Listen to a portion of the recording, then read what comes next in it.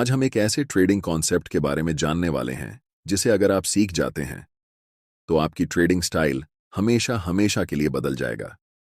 Technical analysis के जन्मदाता Charles डॉ ने ईयर 1900 में एक थ्योरी दिया था, डॉ थियरी, जिससे लोग एक्चुअली मार्केट को प्रिडिक्ट कर सकते थे कि आगे क्या होने वाला है। भले ही आज के यूट्यूब ट्रेडिंग चैनल इस बारे में बात ना करती हो, लेकिन आज भी यह स्ट्रेटजी उतनी ही कामयाब है जीतने की 100 साल पहले थी। और यह स्ट्रेटजी इसी थ्योरी से ड्राइव हुआ है, जिसे मल्टी टाइम फ्रेम एनालिसिस कहा जाता है। इस वीडियो में मैं आपको समझाऊंगा कि कैसे आप हायर टाइम फ्रेम से लेकर लोअर टाइम फ्रेम तक चार्ट्स का एनालिसिस कर सकते हैं और अपने ट्रेडिंग डिसीजन को बेहतर बना सकते हैं। तो सबसे पहले समझते हैं कि मल्टी टाइम फ्रेम एनालिसिस होता क्या है। यह एनालिसिस का एक तरीका है जिसमें आप पहले हायर टाइम फ्रेम का एनालिसिस करते हैं और फिर धीरे धीरे लोअर टाइम फ्रेम तक आते हैं। इस प्रोसेस में आपको 3 महत्वपूर्ण टाइम फ्रेम की जरूरत होती है। पहला time frame direction time frame होता है, जिसका उपयोग आप मार्केट की दिशा को समझने के लिए करते हैं। यानी आप देखते हैं कि प्राइस ऊपर जा रहा है, नीचे जा रहा है या साइडवेज मूव कर रहा है, जिससे आपको ओवरऑल ट्रेंड का आइडिया मिलता है। दूसरा time frame behaviour time frame होता है, जो प्राइस के बिहेवियर के बारे में डिटेल में बताता है। यानी प्राइस का मोमेंटम कैसा है, मार्केट स्ट्रक्चर ब्रेक हो रहा है या नहीं, वीक रिजेक्शंस या डोजी कैंडलस्टिक्स दिख रहे हैं या नहीं, और मार्केट रिट्रेस कर रहा है या नहीं। तीसरा और आखिरी time frame entry time frame होता है, जिसमें आप एक्चुअल ट्रेड एंटर करते हैं। अगर प्राइस डाउन ट्रेंड में है तो आप सेल के लिए देखेंगे, और अगर अपर ट्रेंड में है तो आप बाय करने के लिए देखेंगे। ये बहुत सिंपल है। ये जो टाइम फ्रेम्स आप इस्तेमाल करेंगे वो आपके ट्रेडिंग स्टाइल पर निर्भर करते हैं। मान लीजिए मैं इंट्राडे और स्विंग ट्रेडिंग का मिक्स उपयोग करता हूं, तो मैं 4 घंटे का टाइम फ्रेम डायरेक्शन के लिए, 1 घंटे का टाइम फ्रेम बिहेवियर के लिए और 15 मिनट का टाइम फ्रेम एंट्री के लिए उपयोग करता हूं। लेकिन अगर आप स्काल्पर हैं तो आपके लिए ये टाइम फ्रेम्स अलग होंगे। आप 1 घंटे को डायरेक्शन के लिए, 15 मिनट को बिहेवियर के लिए और 5 मिनट टाइम फ्रेम को एंट्री के लिए इस्तेमाल करेंगे। इसलिए टाइम फ्रेम पूरी तरह से आपके ट्रेडिंग स्टाइल पर निर्भर करता है, लेकिन मैंने एग्जाम्पल देकर समझा दिया है, जिससे आप अपने ट्रेडिंग स्टाइल के हिसाब से सही टाइम फ्रेम चुन सकते हैं।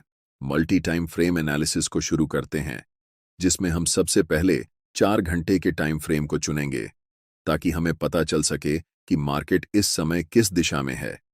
4 घंटे का टाइम फ्रेम चुनने का सबसे बड़ा कारण यह है कि यह हमें मार्केट का पूरा स्ट्रक्चर बता देता है कि अभी मार्केट किस दिशा में है।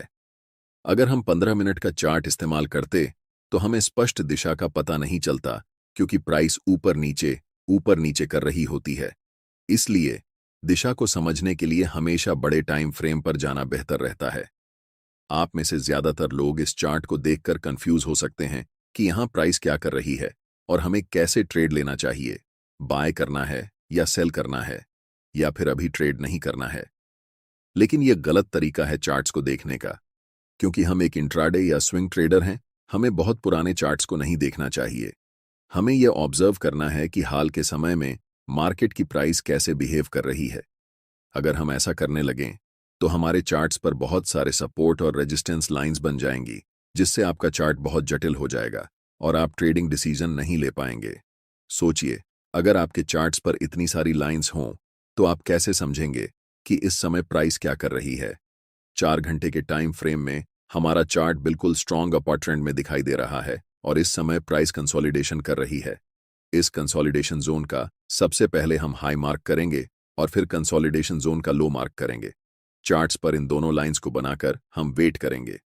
सबसे पहले हम मार्केट को डिसाइड करने देंगे कि उसे किस दिशा में जाना है। इस समय मार्केट दोनों तरफ जा सकती है, या तो अपना ट्रेंड कंटिन्यू कर सकती है या फिर यहां से रिवर्स डाउन कर सकती है। अगर मैं इस समय लाइव ट्रेड में होता तो मैं पहले 4 घंटे के टाइम फ्रेम में कैंडलस्टिक को इन दोनों लाइंस के बाहर क्लोज होने का इंतजार करता। तभी हम डिसाइड करते कि हमें बाय करना है या सेल। अगले कुछ कैंडल्स में प्राइस लोअर लो के नीचे कैंडल क्लोज करती है।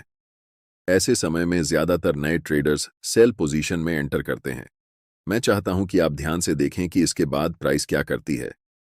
अगले ही कैंडल में एक बड़ी ग्रीन बुलिश कैंडल बनती है। अब जो मैं आपको बताने वाला हूं उसे ध्यान से सुने, क्योंकि ये चीज आपकी ट्रेडिंग स्टाइल को हमेशा के लिए बदल सकती है। मैं आपको एक सीक्रेट टिप दे रहा हूं, बिल्कुल फ्री में।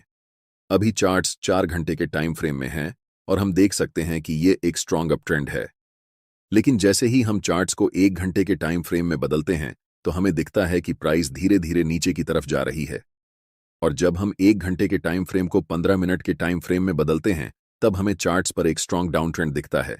ये बात आपको कंफ्यूज कर सकती है कि 4 घंटे के टाइम फ्रेम पर प्राइस अप ट्रेंड दिखा रही है, लेकिन 1 घंटे और 15 मिनट के टाइम फ्रेम में प्राइस डाउन ट्रेंड शो कर रही है। ऐसा क्यों हो रहा है, इसे समझिए। जब प्राइस 4 घंटे के टाइम फ्रेम में थी तो लास्ट कुछ कैंडल्स में प्राइस रिट्रेसमेंट या पुलबैक ले रही थी। इसी पुलबैक को छोटे टाइम फ्रेम में देखने पर यह हमें डाउन ट्रेंड जैसा दिखाई देता है।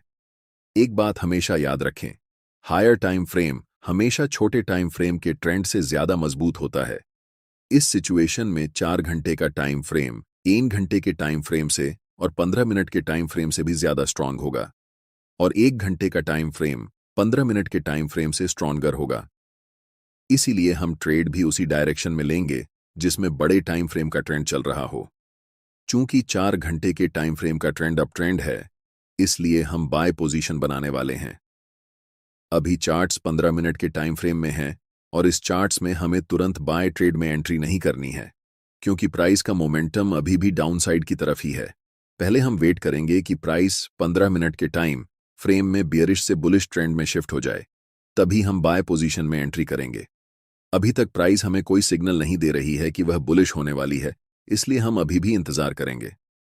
प्राइस इस लेवल को रीटेस्ट करने आती है, लेकिन पूरी तरह से ब्रेक नहीं कर पाती और फिर से नीचे चली जाती है। ऐसा दोबारा होता है, जिससे हमें पता चलता है कि अभी प्राइस साइडवेज हो चुकी है। इस समय बाय पोजीशन में एंट्री करने के लिए यह जरूरी है कि प्राइस इस लेवल के ऊपर क्लोज होकर अप ट्रेंड का स्ट्रक्चर बनाए। अगर हम प्राइस को 1 घंटे के टाइम फ्रेम में बदलते हैं तो हम देख सकते हैं कि अभी तक हमें कोई भी बुलिश सिग्नल चार्ट्स पर नहीं मिल रहा है जिससे हम बाय डिसीजन बना सकें। अगले कुछ कैंडल्स में प्राइस लास्ट स्विंग लो तक आती है और उस पर्टिकुलर लेवल से एक स्ट्रॉन्ग रिजेक्शन लेकर ऊपर की तरफ बढ़ जाती है, जिससे एक बिग ग्रीन बुलिश कैंडल बनती है। प्राइस ने ट्रेंड लाइन को ब्रेक कर दिया है, लेकिन हमें 1 घंटे के टाइम फ्रेम पर ट्रेड एंट्री नहीं करनी है, इसलिए हम अपने चार्ट्स को 15 मिनट के टाइम फ्रेम में बदल रहे हैं। अब हम कह सकते हैं कि मोमेंटम डाउन ट्रेंड से अप ट्रेंड में शिफ्ट हो चुका है और इस समय 15 मिनट के टाइम फ्रेम में मोमेंटम अप है, 1 घंटे के टाइम फ्रेम में मोमेंटम अप है और आखिरकार 4 घंटे के टाइम फ्रेम में भी मोमेंटम अप है। जब इन तीनों टाइम फ्रेम में मोमेंटम एक ही दिशा में होता है, तब समझो कि आपका सेटअप बनकर तैयार हो चुका है और यह किसी जादू से कम नहीं है। हमेशा याद रखें, कभी भी जल्दबाजी में ट्रेड नहीं करना चाहिए। हमें तब तक इंतजार करना चाहिए जब तक तीनों टाइम फ्रेम में प्राइस एक ही दिशा में न हो जाए। अब यहां हम बाय पोजीशन में ट्रेड में एंट्री करते हैं, ठीक इस ज्वाइंट ग्रीन कैंडल की क्लोजिंग पर, जिसमें हमारा स्टॉप लॉस ट्रेंड लाइन के थोड़े नीचे होगा। इस ट्रेड में हमारा टारगेट लेवल 4 घंटे के टाइम फ्रेम का स्विंग हाई होने वाला है, क्योंकि प्राइस ने इसी लेवल से डाउन ट्रेंड की ओर शिफ्ट होना शुरू किया था। इसे आप सप्लाई जोन या रेजिस्टेंस एरिया भी कह सकते हैं। अगर आप टारगेट सेट करने में कंफ्यूज हो रहे हैं तो मैं आपको एक टिप देता हूं। ट्रेड में एंट्री करने से पहले आपको चार्ट्स के लेफ्ट साइड पर ध्यान देना चाहिए और देखना चाहिए कि स्विंग कौन कौन से लेवल पर हैं। जैसे कि लास्ट टाइम ये एक स्विंग हाई है और इससे पहले ये एक स्विंग हाई है, तो हम इस समय 2 टारगेट रख सकते हैं। लेकिन क्योंकि बड़े टाइम फ्रेम में ट्रेंड स्ट्रांग है, इसलिए स्विंग हाई को टारगेट रखना ज्यादा सही रहेगा। और देखो, प्राइस बिना समय बर्बाद किए ऊपर चला गया। अब मैं आपको एक और तरीका बताता हूं कि कैसे इस ट्रेड में एंट्री करनी है। एक टाइम फ्रेम को 15 मिनट से 1 घंटे में शिफ्ट करते हैं। अब प्राइस अपने हाई के आसपास है और अगर आप यहां बाय पोजीशन में ट्रेड एंट्री करते हैं तो आपका स्टॉप लॉस काफी नीचे होना पड़ेगा, जिससे आपका रिस्क रिवॉर्ड रेशियो खराब हो जाएगा। इसलिए हमें तुरंत ट्रेड में एंट्री नहीं करनी है, बल्कि प्राइस को पहले रिट्रेस होने देना चाहिए इस लेवल तक। प्राइस रेड कैंडल बनाते हुए नीचे आती है और इस लेवल को टच करती है, लेकिन आप तुरंत यहां पर एंट्री नहीं ले सकते। अगर आप यहां एंट्री लेते हैं तो आप बस अनुमान लगा रहे हैं कि प्राइस ऊपर जाएगा, लेकिन प्राइस बहुत अनिश्चित होता है। चाहे कितना भी महत्वपूर्ण लेवल क्यों ना हो, वह कभी भी ब्रेक हो सकता है या फिर उस लेवल को रिस्पेक्ट नहीं कर सकता है। इसलिए हम इंतजार करते हैं कि मार्केट पहले कंफर्म हो जाए कि वह किस दिशा में जाने वाली है, उसके बाद ही हम ट्रेड में एंट्री करेंगे। आप अगर अपनी इच्छा के अनुसार ट्रेड करेंगे तो यह एक खतरनाक तरीका हो सकता है। कभी भी मार्केट में सरवाइव नहीं कर सकते हैं, चाहे आपके पास कितना भी कैपिटल क्यों ना हो। अधिकतम 1 सप्ताह लगेगा और आपका कैपिटल डूब जाएगा। इसलिए हमेशा कंफर्मेशन का वेट करना चाहिए। अब प्राइस को 15 मिनट के टाइम फ्रेम पर शिफ्ट करते हैं। अगर आप देख रहे हैं कि प्राइस अभी भी डाउन ट्रेंड में है, तो हमें कुछ नहीं करना चाहिए। जब तक हमें इस लेवल के ऊपर एक स्ट्रॉन्ग ग्रीन कैंडल के साथ प्राइस क्लोज नहीं कर जाती, तब तक इंतजार करना जरूरी है। एक बार फिर प्राइस प्रीवियस स्विंग लो को ब्रेक करती है और अगले कुछ कैंडल में एक स्ट्रॉन्ग ग्रीन कैंडल बनाते हुए ऊपर की तरफ जाती है और इस लेवल के ऊपर स्ट्रांगली क्लोज हो जाती है। यहां पर एक कारण है कि प्राइस इसी पार्टिकुलर लेवल से रिवर्स क्यों हुआ। जैसे ही हम चार्ट्स को बड़े टाइम फ्रेम पर शिफ्ट करते हैं, तो चार्ट्स के लेफ्ट साइड में एक डिमांड जोन नजर आता है। हम यहां सप्लाई और डिमांड जोन कैसे ड्रॉ करते हैं, इस पर चर्चा नहीं करेंगे क्योंकि मैंने इस टॉपिक पर पहले ही एक डिटेल वीडियो बना दिया है। आप चैनल पर जाकर वह वीडियो देख सकते हैं। मैं चाहता हूं कि आप इस स्थिति को ध्यान से देखें और इसे उस वीडियो से लिंक कर पाएं जो मैंने पहले बनाया है। अब हमारे पास 3 कंफर्मेशन है। फर्स्ट, 15 मिनट के टाइम फ्रेम में ट्रेंड अप है। सेकंड, 1 घंटे के टाइम फ्रेम में ट्रेंड अप है। और थर्ड, 4 घंटे के टाइम फ्रेम में भी प्राइस अप है। हम जानते हैं कि यह सेटअप हमारे लिए एक जादू की तरह काम करता है। इस कैंडल की क्लोजिंग पर हम बाय ट्रेड में एंट्री करेंगे, जिसमें हमारा स्टॉप लॉस कैंडल के लो के पास होगा और take profit next swing high पर होगा। अगर हम बड़े टाइम फ्रेम पर देखें, तो ये हमारा 1 के लेवल है जहां तक प्राइस जा सकती है।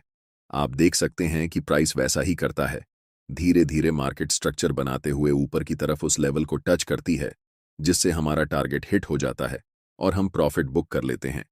यह ट्रेडिंग स्ट्रेटेजी मेरे लिए सबसे अच्छा काम करती है क्योंकि मैं एक इंट्राडे के साथ साथ स्विंग ट्रेडर भी हूं। लेकिन जब आप इस स्ट्रेटेजी को उपयोग में लाएंगे, तो अपने ट्रेडिंग स्टाइल के अनुसार टाइम फ्रेम को चेंज कर सकते हैं।